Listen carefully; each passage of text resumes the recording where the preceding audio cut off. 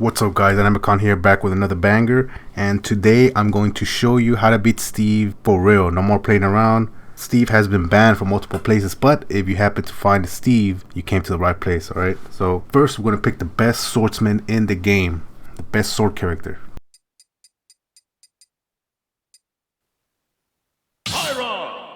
Come on, you know it's gonna be Corrin. So now that we have picked the best sword character in the game, I'm going to show you some tips on how to beat this character. Now I believe Corrin is really good versus Steve, and I think it's the best sword character versus Steve. So one of the main things that Steve's love to do in neutral is the wall, right? The wall blocks, and Corrin has some tools that most sword characters can't use versus Steve. So the first one we're going to go over is forward smash through the blocks. I mean, it goes even to the iron blocks as well. And it's pretty funny because it actually tippers them and they kind of, you know, get mixed up. So this is a really good option for if they're trying to camp you inside the wall. You could just forward smash goes through, tipper. It makes them be aware that they can't be doing that, right? So what do they do next? They start making more block to prevent you to coming in, to bait you to go in from the top, to bait you to make the move, right? So this is when the next option comes, which is side B. Side B is a really good option to punish them without you being in that danger area that they want you to be, to do up air or whatever. It's a really good option to go over them and do a side B, right? Now the third thing that they're gonna try to do when doing a block would be up smash, for you to land on them, and then they do an up smash, whatever. They might kill you, they might combo you, whatever, right? So Corrin has downer that could combat this up smash.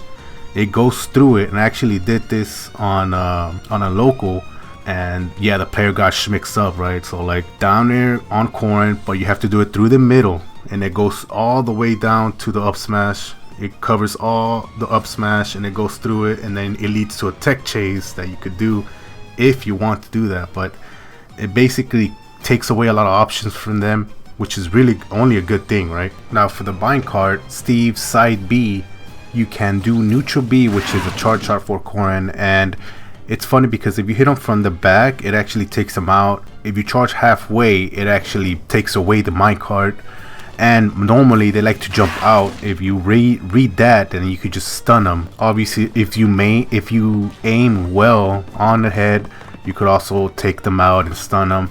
So I think this is a great way to try to get them out of the mind card without committing really close to the character, because obviously we know mind card is really powerful and it actually command grab and stuff like that. So charge shot is your best bet, especially if you're kind of far, or if they're trying to recover or whatever. You can use charge shot to make them get out. You know, you follow up with a back air or whatever the case. But yeah, charge shot is your best friend when they're trying to side B you and stuff like that. So the big thing when you're juggling Steve is up air is your best friend versus the anvil. You know, a lot of Steves like to do anvil on top to do that aggressive option when they're getting, you know, juggled or comboed or whatever. And up air, it actually goes through the anvil and actually hits them, and you're safe as well. Obviously you gotta space it out, make sure that the sword is hitting the anvil and hitting him. You can't do it before or after, right? Now the other option that could combat this as well, which is a little bit more risky, is up B. If you do it right directly under it, it might hit you, or it might hit you. So you have to do it through the side, and it actually goes through the anvil and hits Steve as well. I don't recommend this option, only if you know the angle that you're gonna do up B for, but that is another option that you could do, right? And then the last thing that could counter anvil is down B, which is your counter. Now I don't really like Corrin's counter. I don't think it's as strong as other counters for some reason in this game, but it has a lot of tools that other counters do not have, which is it actually has 2 splashes on the side, so you don't have to guess, turn around or anything like that. It's gonna hit them no matter what. And obviously anvil is already strong enough and has a lot of knockback that it might even kill them. Since they're not that heavy, it might even kill them.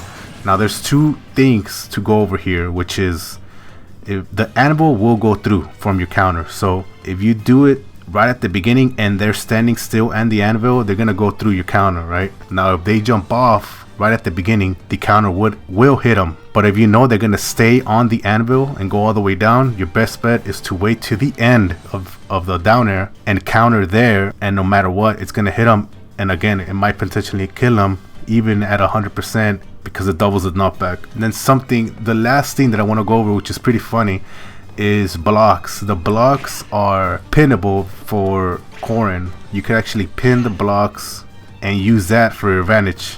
You know, thank you for the blocks, thank you for the platforms. You could actually pin, kick, and then go in, go out. And I don't think any other character could do this, especially a sword character, you know. So use that as you will. Be creative, take advantage. If they're trying to put a lot of blocks, take advantage of that, use it.